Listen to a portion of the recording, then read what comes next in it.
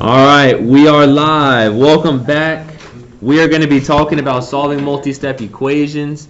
And like I was saying, there is almost no more important skill in all of Algebra 1 than this, okay? Wow. I've got a nice box here, and we're going to keep track of the 4 simple steps to solve these equations. I don't think any of these steps are hard, but I'm telling you, if you are missing these questions in a week, you're not in a good spot. So let's learn them right the very first time. Step number 1, let's put our line through the equal sign. Easy peasy. A first grader could get this. Put the line through the equal sign. I'm sure so far we haven't done anything difficult yet at all. Step number 2, we want to find our variable. All right, if I want to find my variable, that's pretty easy. A first grader could find the letter amongst the numbers. That's not very hard either. Now, what's different about these notes is that now we have 2 numbers. We have 2 numbers on the same side as the x. So we have a 5 and we have a 3 on the same side as the x. Our goal is to get that x all by itself, okay? The 5 is annoying and the 3 is annoying. We have to move them both. Here's what I'm telling you guys. The number one thing that we need to learn today is which one goes first, okay? Is it the 5 that moves first, or is it the 3 that moves first? How do we decide which number moves first? Okay? So, step number 3. This is the most important thing we're doing all day. This is something that you cannot afford to make mistakes on, okay? It's okay if you add numbers wrong. It's okay if you type stuff in Desmos wrong. But we have to know for sure that the third step is to move the number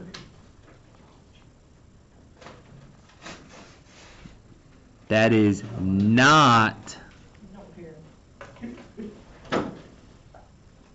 touching x, okay? So that is the main concept we're trying to not mess up today.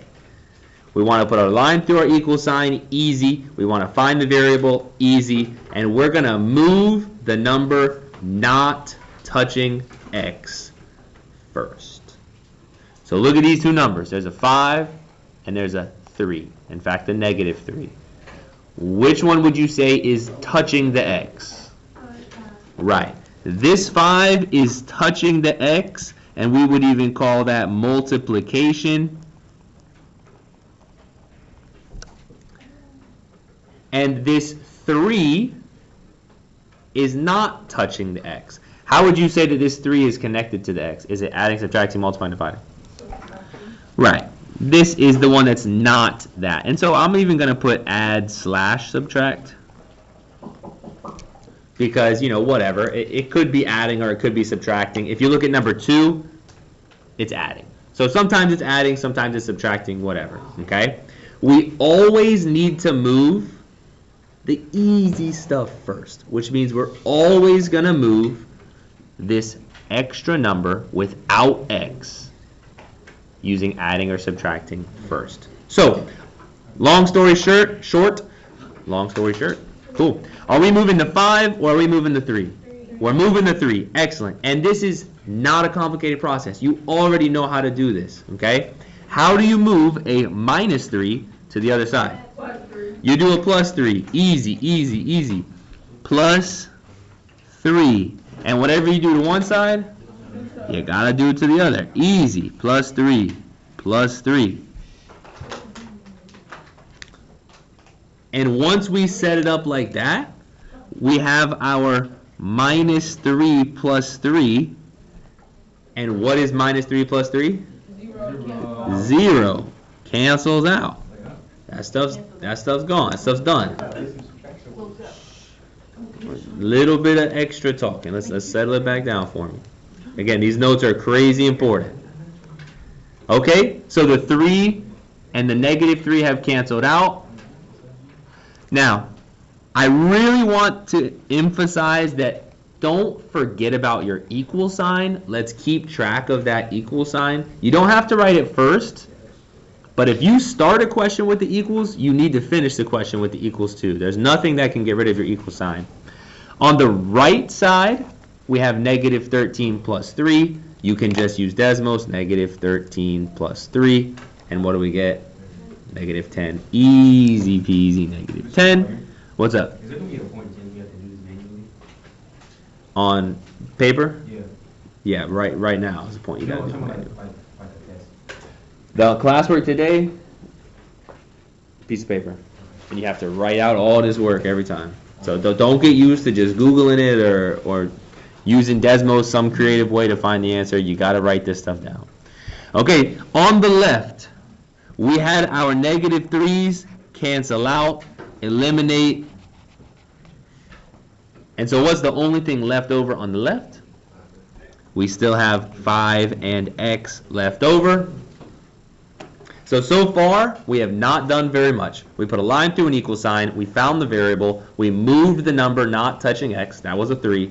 And now, the final step is, let's use green here. Step number 4. Finish with divide.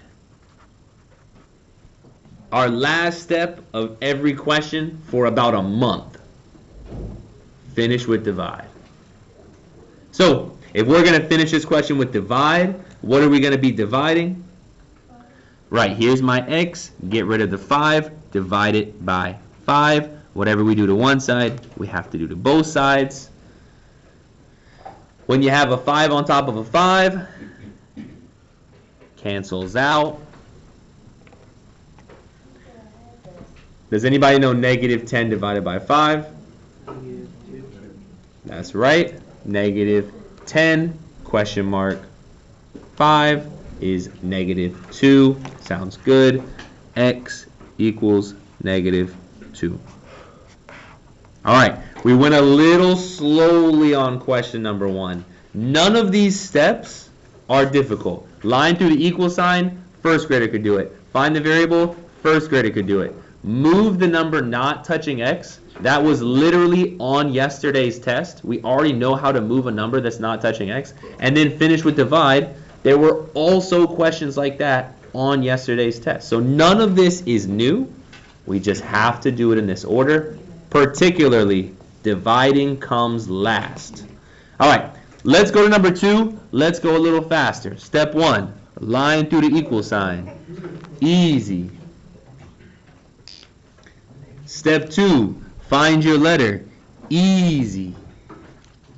Now, we have 2 numbers that are bothering the x, 2 numbers that need to move, and we need to make sure we pick the right one.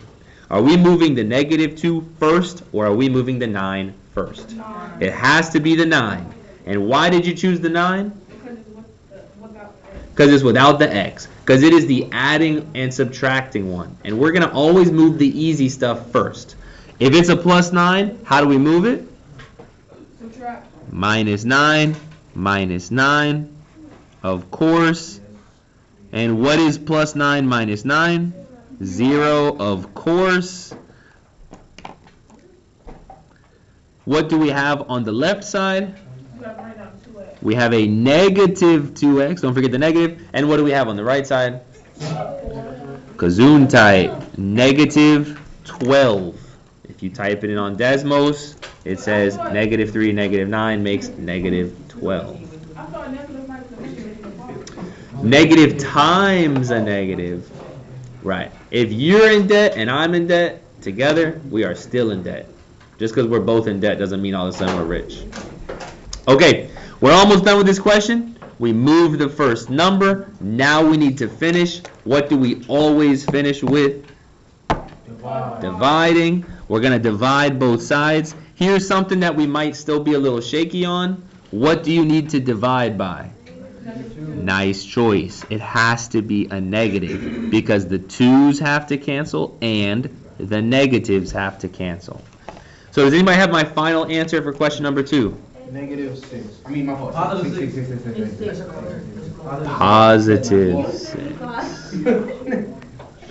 Positive 6. No. Whatever the answer is, you need to type in. Even with the X. You do not need to type x equals 5. Just type a 5. Yeah, but like. But if it's 5x plus 1, you need to type all of it in there. Okay, moving on to number 3. Over near the board. I need us to cool it a little bit, okay? We're being a bit of distraction to our classmates. Number 3 is the question today. Okay, and I'll tell you right now, there's a question on the classwork, I think it's number 9 or something, that looks a lot like number 3, and almost every single kid missed it in first period, okay? When we were doing the notes, oh, this is so easy, who would miss this question, Mr. Collier? We got to the classwork, they got beat down a little bit. So, for question number 3, I'm telling you this question is a little tricky. First of all, line through the equal sign. Easy. No way you mess that up. Identify where your variable is. Now, check out our variable for this question. Our variable is x, and our variable is not attached to the front or the first term, is the really math way to say it, right?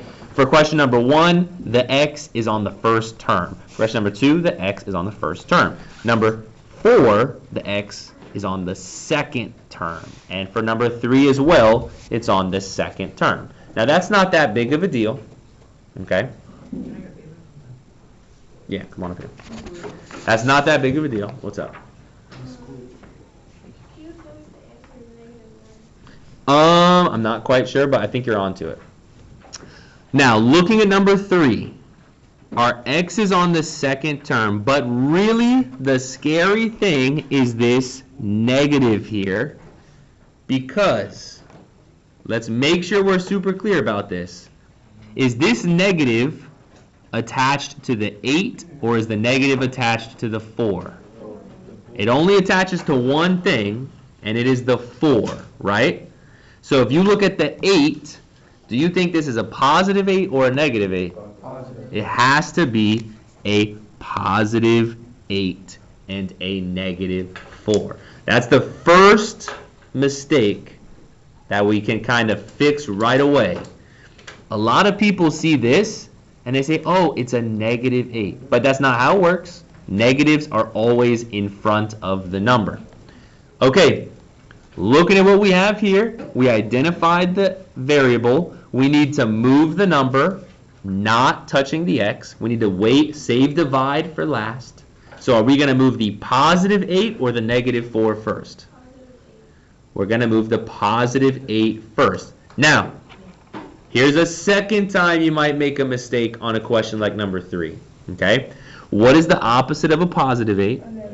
Now, what do you think about this? Don't write it down. Okay? This is going to be wrong. Don't write this down yet. What do you think about this? No, because it's on the same side. What's the matter with this? They both negative. All right, there you go. I did -8 on both sides. What is the matter with what I just wrote like that? You can't cancel it out. And you put it under the X. You're subtracting the wrong thing. So it's not necessarily completely wrong, but it's not good, okay? It's hurting us in the long term. It's going to lead to mistakes, okay? What I want to do is make sure that I'm always stacking things up correctly, and so that -8 doesn't go underneath the 4x. That -8 needs to go underneath the 8, okay? As a math teacher, if I come up to help you and you're like, hey, I need some help, and I see that you've got the 8 stacked underneath the 4, I know right away If we were organized better, we would be better. So let's get our organizing stuff right. It's too easy. Make sure you've got it set up. Does everybody have the 8 out underneath the 8? Are we good on that? Okay, now that we're here, easy question, right? Let's keep it going. What is 8 minus 8? 8 minus 8 is 0, of course. What do we have on the left? It's what on the left? Negative 4x. Make sure that we have our negative there.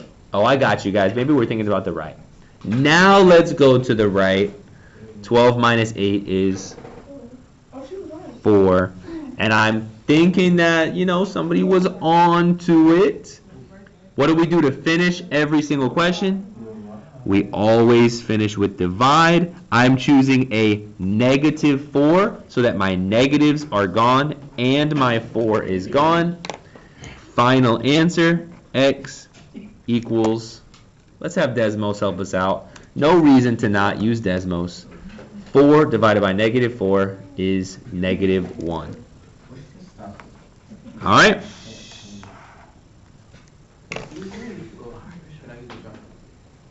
Yes. So,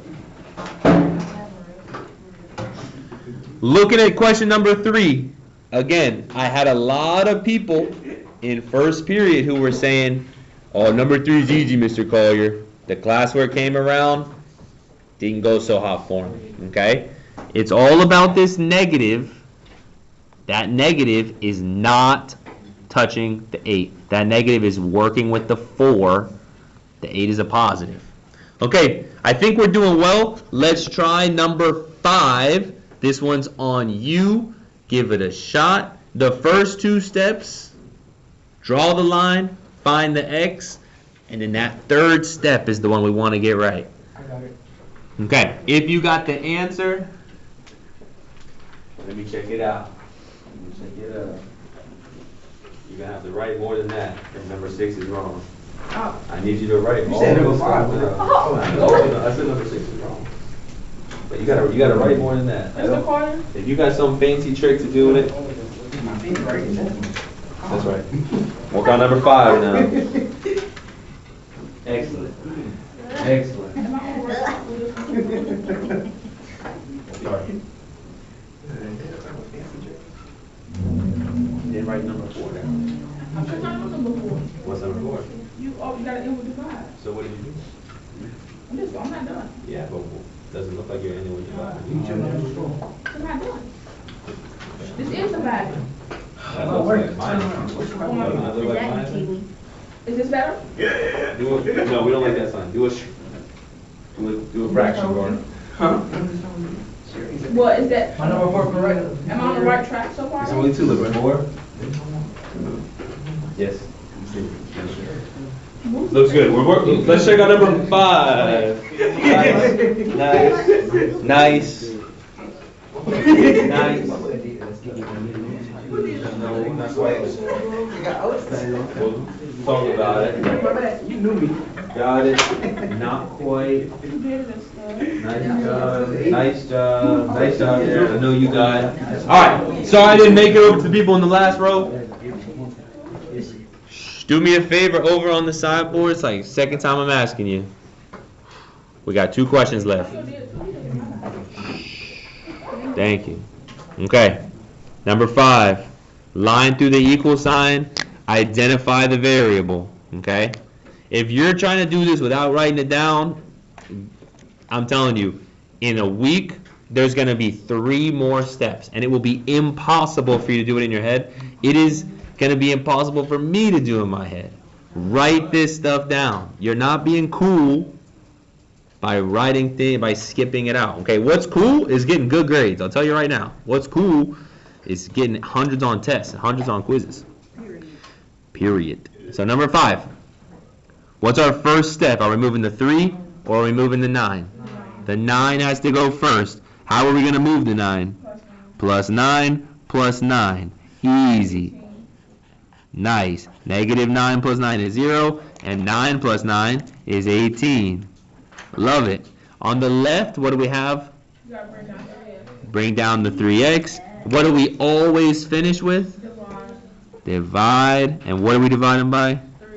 3. 18 divided by 3 is 6. Okay. If your paper looks like my paper, easy, right?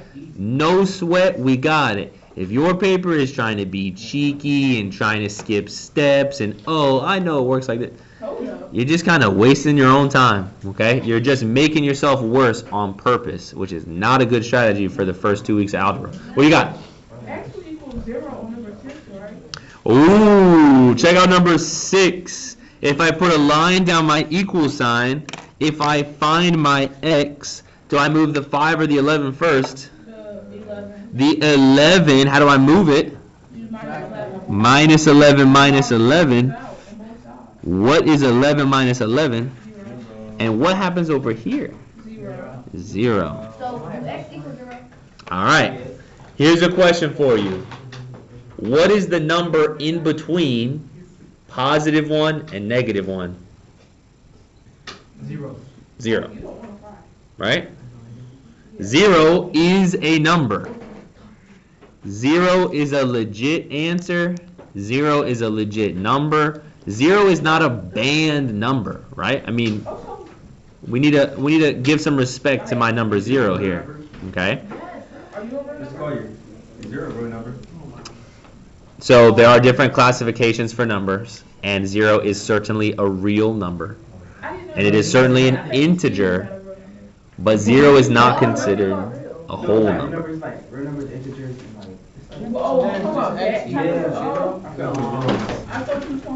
Alright, let me finish this question, please. I'm a little frustrated with our behavior here. 5x, and what's 11 minus 11? 0. 0 is okay. 0 is a real number, even with the mathematical classifications, yes. 0 is even a whole number. 0 is not a natural number, if you want to be super, super picky. Okay? Now, we always finish with divide, and we're going to divide by 5, and yeah, we can try. 0 divided by 5. No, it doesn't. On Desmos, did you type 0 divided by 5? Or did you type 5 divided by 0? Because 5 divided by 0 is different. You're right. 5 divided by 0 is undefined. But our answer is 0. And 0 is a number, right? Justice for 0. 0 is a real thing. 0 is valid, right? We stand by 0 for sure. So, totally a legit answer. All right, we skipped number 4, but whatever. The number one most important thing, move the number not touching x and finish with divide. All right.